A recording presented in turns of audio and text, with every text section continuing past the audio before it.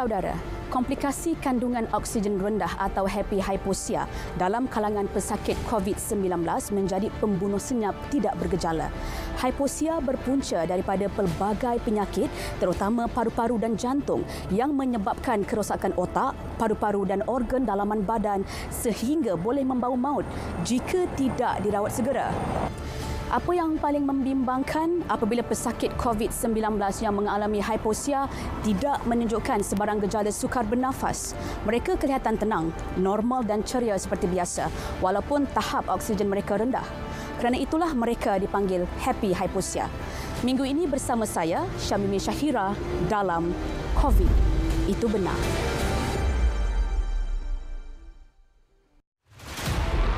Saya balik kerja tu, anak saya bagi satu lukisan dekat saya, dia just tulis kakak rindu ibu.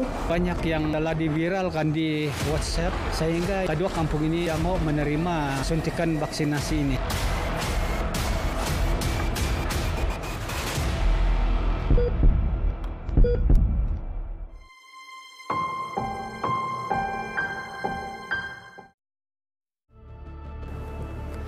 Banyak persoalan yang dikemukakan kepada pakar perubatan seperti, Doktor, kenapa ayah saya dipasangkan mesin pernafasan? Adakah hayat beliau semakin pendek? Bagaimana ventilator membantu pesakit COVID-19 bernafas? Wartawan Nur Ain Abu Bakar berpeluang memasuki ward pesakit kritikal COVID-19 di Hospital Raja Permaisuri Bainun Ipoh. Ada perinciannya.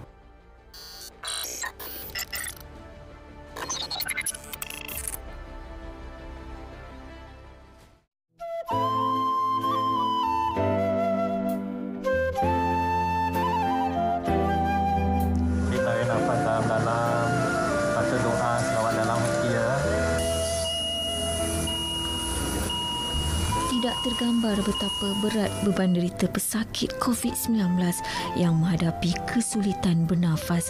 Selain itu, setiap tarikan dan hembusan nafas adalah amat berharga. Apa jua status, sama ada kayangan maupun marhain, berkuasa ataupun tidak, sama sekali tidak berdaya pada saat tidak bisa bernafas sendiri. Pada detik itu barulah tersedar kebenaran makna kalimat menghembuskan nafas terakhir sebagai saat akhir kehadiran di dunia fana ini. Itulah perasaan saya apabila diberi peluang masuk ke ruang ward ICU ini melihat sendiri situasi pesakit COVID-19. Menurut Doktor Pakar Anestesiologi Dr. Siti Rohayah Sulaiman, pesakit kritikal tahap 4 atau 5 akan dipasangkan mesin bantuan pernafasan selepas penilaian mendapati mereka berisiko mengalami kegagalan fungsi pernafasan. Pesakit yang mempunyai banyak sakit sebelum tu, contohnya kencing manis, darah tinggi, ada sakit jantung, buah pinggang, biasanya mereka mempunyai risiko untuk pulih yang lebih rendah berbanding dengan pesakit yang sihat dan tidak ada apa-apa penyakit lah. Dr. Siti Rohayah juga berkata penggunaan ventilator terhadap pesakit COVID-19 adalah langkah terakhir untuk menyelamatkan nyawa pesakit. Bila pesakit perlu masuk tiub, kita akan call keluarga, memberitahu sebab COVID ICU keluarga tak boleh masuk. Okey. Selepas beritahu keluarga, kita akan bagi pesakit tidur. Kita bagi ubat, bagi pesakit tidur dan kita akan masukkan tiub ke paru-paru. Okey, melalui salur pernafasan ke paru-paru. Dan daripada tiub itu kita akan sambung ke ventilator ataupun mesin bantuan pernafasan. Buat para pesakit yang pernah dipasangkan ventilator, ia adalah pengalaman yang menyakitkan. Memang tak sedar. Tapi pakai tu memang tak selesa langsung. Mana yang tahu tu, tahulah saya macam mana merontal sampai keluar benda. Siapa yang tahu kan benda tu seksa tak seksa. Malam sebelum yang dia nak ditidurkan tu, dia telefon saya, cakap dia dah sihat, dia dah segar. Tiba-tiba pagi tu buka WhatsApp, dia hantar gambar di dalam bilik ICU. Tengok 10.30 telefon cakap nak tidurkan dia. Allah, tak dapat nak bayangkan macam mana kan. Bila kita nak cakap nak ditidurkan tu, kita dah fikir macam bangun ke tidak. Masa dekat hospital sebenarnya? Yang masa baru masuk? Allah. Ayu pun dah rasa kasih. Tak tahannya Allah. Takutnya, risaunya, sayu sedih anak-anak yang tinggal. Justru duduklah di rumah dan bersyukurlah masih bernafas dengan paru-paru yang sihat tanpa bantuan. Jika berdegil, mungkin anda berpeluang berada di ICU dan merasai pengalaman bernafas dengan sokongan ventilator. Di ICU juga, saya dapat melihat betapa lelahnya para petugas mengurus kes COVID-19 yang tidak tahu bila penghujungnya. Sejak pandemik melanda negara, mereka melaksanakan tugas sepenuh hati sehingga kadang-kadang tanpa sedar keluarga diabaikan. Suatu hari saya balik kerja tu, anak saya bagi satu lukisan kat saya. Dia just tulis, kakak rindu ibu. Dia tulis apa? Dia just lukis gambar saya dan tulis kakak rindu ibu lah. Itu memang bagi kesan pada saya. Penat tu memang penat sangat, memang berbezalah sebelum ada COVID dengan selepas ada COVID ni. Daripada tu kita kena sediakan mental dan fizikal kita mesti kuat. Sesungguhnya sistem penjagaan kesihatan berada di bawah tekanan besar. Bantulah petugas barisan hadapan kita dengan mengelak diri dari dijangkiti COVID-19. Bagi anda mungkin tidak merasa apa-apa apabila melihat situasi sebegini kerana mereka bukan ahli keluarga. Saya sendiri pernah merasainya. Cukup terseksa apabila melihat arwah abah terpaksa bergantung kepada mesin ventilator ini untuk meneruskan sisa hidupnya sebelum meninggalkan kami. Tolong rakyat Malaysia, patuh SOP, jaga diri, ingat COVID-19 bukan main-main. Kita, jaga kita. Nur Ain Abu Bakar dan juru kamera Izwan Ishak untuk Berita RTM.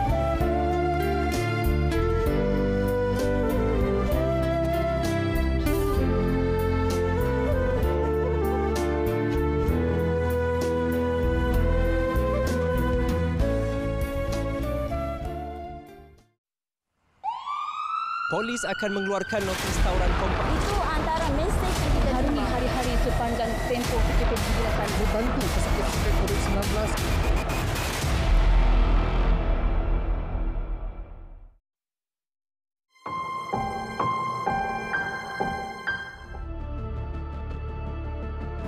Kami bukan anti vaksin.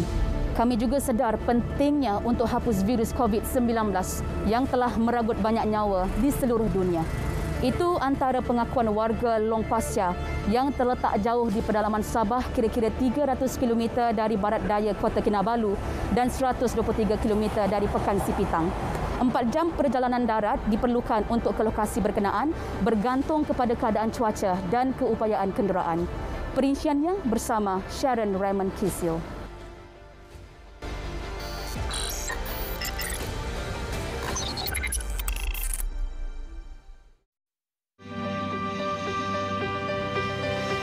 Long Pasir yang mempunyai populasi seramai 1,000 orang penduduk turut diutamakan dalam program imunisasi COVID-19 kebangsaan PIK. Menyedari hakikat cabaran dari segi infrastruktur jalan yang masih belum sempurna dan fasiliti kesihatan yang terletak jauh dari perkampungan berkenaan, keinginan untuk mendapatkan suntikan vaksin tidak menjadi penghalang kepada penduduk di Long Pasir. Segelintir penduduk mengakui terpengaruh dengan berita palsu yang tular mengenai kemudaratan kesihatan akibat kesan sampingan vaksin, bagaimanapun bertukar pendirian dan nekat untuk menerima suntikan vaksin COVID-19 demi perlindungan diri, keluarga dan masyarakat. Banyak yang telah diviralkan di WhatsApp sehingga yang banyak masyarakat yang kedua kampung ini mengundur diri dan tidak mau menerima suntikan vaksinasi ini. Jadi saya telah melihat keadaan pada hari ini sudah bertukar pendirian karena mereka sudi menerima. Mereka tidak pedulikan apa yang telah diviralkan. Sementara itu, salah seorang wanita yang mengalami kurang upaya bahagian kaki juga nekat mendapatkan suntikan vaksin COVID-19 walaupun terpaksa berjalan perlahan sebelum dihantar oleh abang kandung menggunakan motosikal. Kita lihat kan keadaan dia ni yang susah untuk berjalan lah. Dan pertama dia datang dari sana tadi, dia jalan kaki lah. Jadi, dan tidak lama kemudian dan abang yang datang membawa kota ini kendaraan motor sampai di sini. Kesungguhan pihak kerajaan dan Angkatan Tentera Malaysia ATM yang sanggup menempuh perjalanan jauh dan sukar masuk ke kampung berkenaan demi menjayakan usaha pemberian vaksin mendapat pujian penduduk kampung Long Pasir. Bagi pihak kami kampung Long Pasir, jadi lebih mudahlah macam orang pihak kerajaan yang datang di sini atau bagian kesehatan yang datang di sini daripada orang kampung turun ke Sepitang lah, sebab lebih sukar kan orang kampung sebab makan masa yang lama, jadi lebih senang lah kami sebagai penduduk kampung Long Pasir yang pihak kerajaan yang datang sini lah memberi vaksin lah. Keinginan penduduk kampung untuk mendapatkan vaksin juga terbukti apabila penduduk kampung pelbagai peringkat usia beratur di kaunter pendaftaran seawal pukul 8.30 pagi. Kebanyakan penduduk di sini mereka lebih inginkan kepastian tentang penyakit yang sebelum ni mereka ada seperti alergi pada ubat-ubatan. Sebelum ni pernah ada penyakit darah tinggi. Mereka ingin kepastian lagi lah macam adakah patut mereka ambil vaksin. Itu saja. Tapi dari segi penerimaan memang bagus untuk penduduk di Long Pasir ini.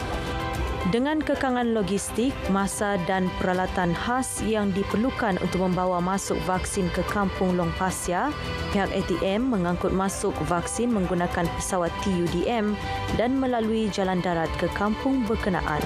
Memberi vaksin kepada penduduk-penduduk pendalaman yang masih belum dapat divaksinkan oleh kerana cabaran-cabaran logistik dan cabaran-cabaran vaksin itu sendiri yang memerlukan masa, tempat dan peralatan-peralatan khas untuk membawa ke kawasan pendalaman.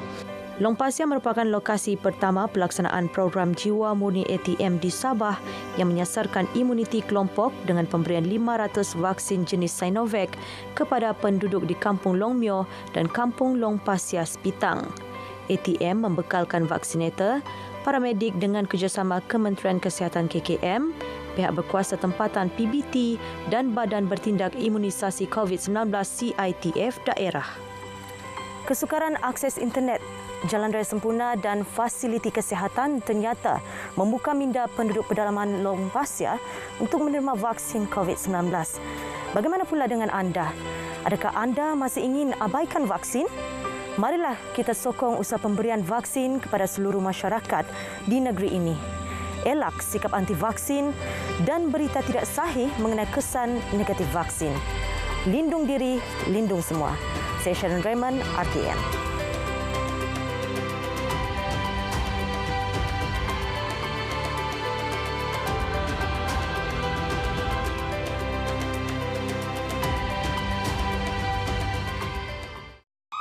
Polis akan mengeluarkan notis tawuran kompak. Itu antara mesej yang kita hari ini, hari-hari sepanjang tempoh kita digunakan membantu pesakit COVID-19.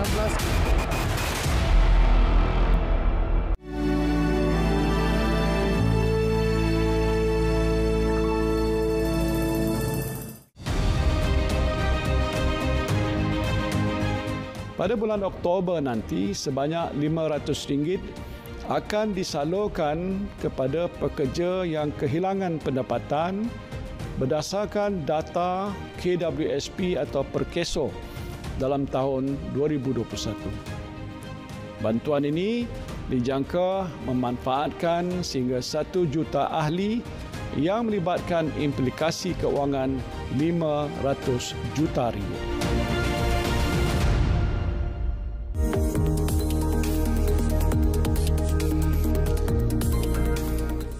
Sepanjang fasa pertama Pelan Pemulihan Negara, terdapat beberapa sektor yang dibenarkan beroperasi melibatkan sektor ekonomi penting dan perlu, seperti sektor pembuatan, pengangkutan, pembinaan serta peladangan. Golongan pekerja dalam sektor ini masih perlu keluar bekerja dan secara langsung terdedah kepada risiko jangkitan COVID-19.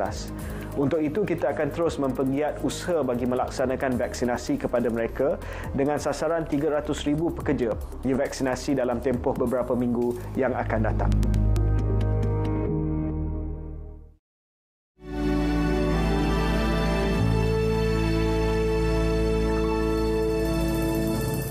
Polis akan mengeluarkan notis tawuran kompak. Itu antara mesej yang kita harungi hari-hari sepanjang tempoh PKP membantu pesakit COVID-19.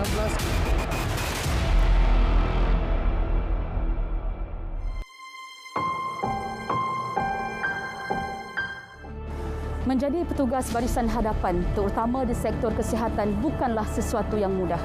Ini terutama ketika penularan COVID-19 yang semakin meningkat saban hari. Di saat kebanyakan kita boleh duduk di rumah meluangkan masa bersama keluarga, mereka terpaksa meninggalkan insan tersayang demi melaksanakan tugas yang diamanahkan.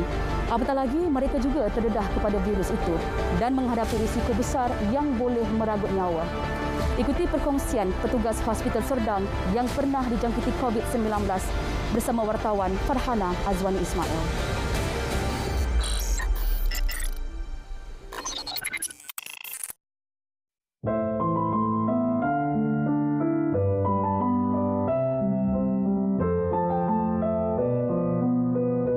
Seperti kita semua, petugas barisan hadapan juga manusia biasa. Perasaan gementar, bimbang dan takut memang wujud, namun ia bukan pilihan dalam situasi mereka selaku benteng pertahanan kesihatan negara dalam berhadapan pandemik sejak lebih setahun lalu. Itu yang dihadapi beberapa petugas di Hospital Serdang yang terkena jangkitan COVID-19. Namun ia sedikit pun tidak mematahkan semangat mereka meskipun perlu berhadapan lagi virus berkenaan. Kita tahu kita bekerja dekat tempat yang memang kita ada risiko untuk kena jangkitan. Jadi bila kita kena jangkitan tu, yang penting kita punya mindset lah. Kita kena kuat, kita kena strong. Of course, kita akan rasa very down. Ayat pertama, kenapa saya? Walaupun saya pakai PPE, saya rawat orang, saya percaya. Tapi lepas tu kita terima benda tu sebagai ujian. So masa tu kita faham macam mana orang lain rasa bila kita diisolasi, tinggalkan anak-anak, tinggalkan family, duduk seorang-seorang, kuarantin, masa tu kita rasa. Bagi pembantu perawatan kesihatan Yancik Muhammad Yusof pula, saat paling sedih ketika dijangkiti COVID-19 sudah semestinya apabila terpaksa mengasingkan diri dari anak-anak yang masih kecil dan tidak mengerti apa yang sedang terjadi. Sedih juga sebab bila dia ketuk pintu, dia panggil saya, menitik jugalah air mata. Umi, kenapa tak boleh masuk bilik? Adik nak peluk Umi. So rasa macam,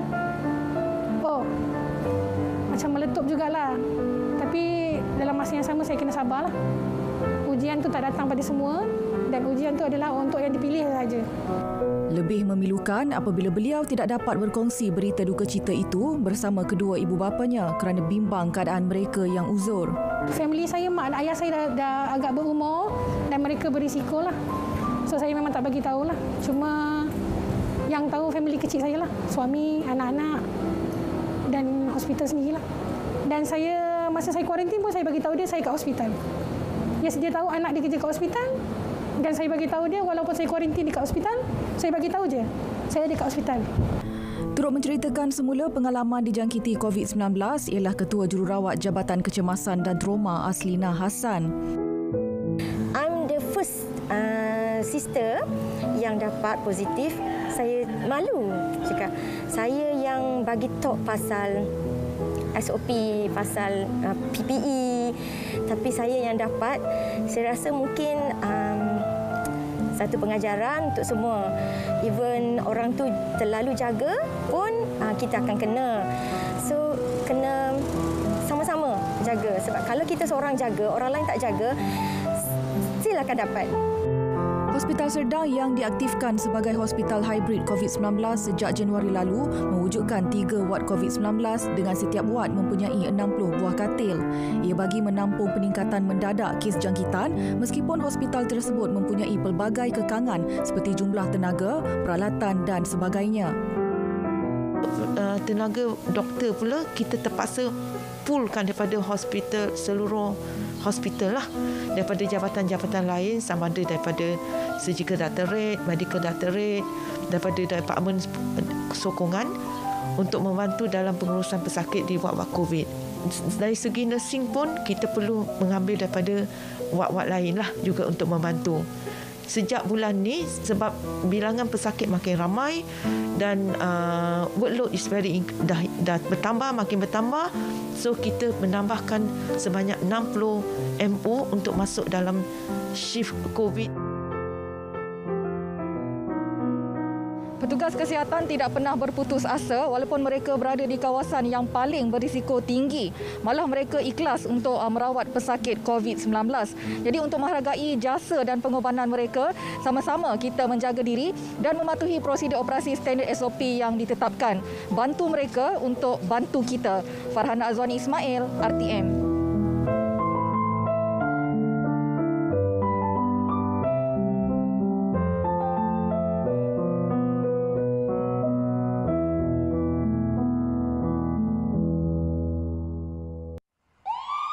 Polis akan mengeluarkan notis tawuran kompak. Itu antara mesej yang kita harungi hari-hari sepanjang tempoh kita akan membantu pesakit COVID-19.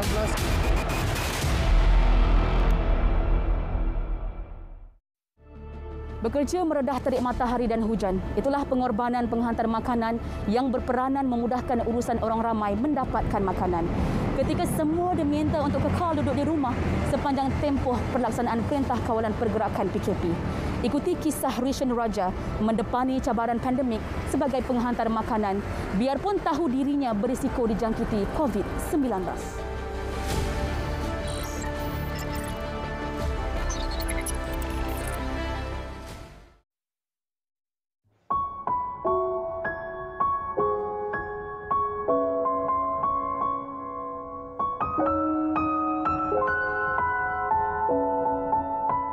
Sebab saya dekat rumah nervous, mak saya single mother, so saya nak ambil tanggungjawab baru boleh backup untuk saya punya mak. So mak saya pun senang sikit.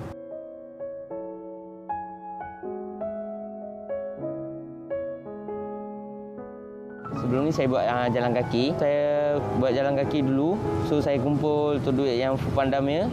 Lepas tu saya dah beli satu basikal dah. So sekarang saya dah beli basikal satu, saya lagi senang sikit nak pergi hantar order kalau dapat dari sini jauh sikit. Kita memang berhati-hatilah Kak sebab memandu sebab hujan lagi angin kan. So kita pun datang-datang. So kita kena bawa hati-hatilah. Kalau masuk hujan, order ada masuk. Sekarang kita pick up dekat dari satu kedai, pergi hantar buat drop off, ada lagi satu masuk. So masuk hujan order laju sikit lah. Pun memang ada takut Kak, oh nanti kita kena COVID ke apa ke. Okey, saya lebih baik buat sini macam je Kak, 1 minggu 1 kali pergi buat COVID test. Kita pun baru tahu okey kita ada COVID ke tak ada. So kita call, kita tanya dulu, kakak dekat rumah siapa-siapa ada kuarantin ke tak. So dia orang cakap ada kuarantin, so kita akan naik lah. So kita akan naik, makanan tu letak je dekat dia depan pintu. So kita lagi sekali call, kita bagi inform, lepas tu kita keluar. Sekarang macam kalau saya satu hari tukar 2 kali mask lah. So pagi sekarang saya buat kan ada basah-basah semua peluh-peluh kan. Memang bau kan. Lepas tu buka mask ni buang, pakai mask baru. So setiap hari saya pergi dekat kedai ke, saya mana-mana sentuh barang ke, memang saya pakai sanitize. Sekarang kerja dah habis, saya pergi dekat depan rumah, cuci tangan, lepas tu cuci kaki semua, bagi badan semua sanitize, beg semua bagi sanitize. Lepas tu terus pergi tandas, bagi ni baju semua, basuh asing je.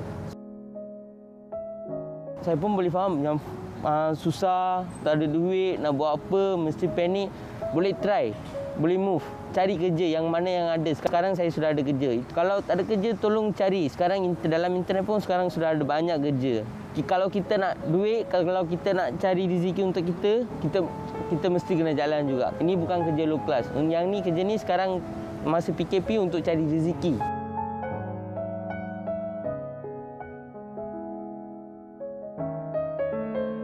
kerajaan pun sekarang dah ada buat banyak bantuan lah. Boleh sekarang dah ada banyak kerja. Kita boleh apply jalan je untuk cari rezeki untuk kita, tapi cukup-cukup makan lah. Sebab pasal ada COVID ni, pasal kerajaan bagi SOP ketat, lockdown, kita nak kena jaga diri kita sendirilah.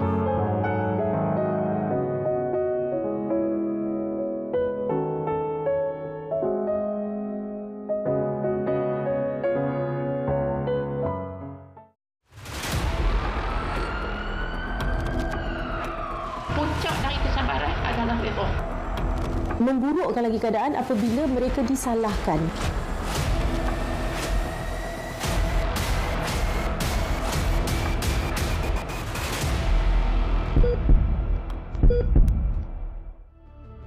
Jangan diremehkan ancaman COVID-19.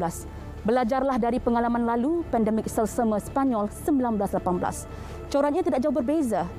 Kerana mengabaikan amalan kesihatan awam, gelombang-gelombang seterusnya jauh lebih mengerikan. Jika dahulu tiada vaksin yang membantu mereka, kini kita diberikan sinar harapan hasil penyelidikan pakar perubatan dan saintis. Jangan lepaskan peluang untuk mendapatkan suntikan vaksin. Beringat sebelum kena, jangan main-main, jangan berdegil kerana COVID. Itu benar.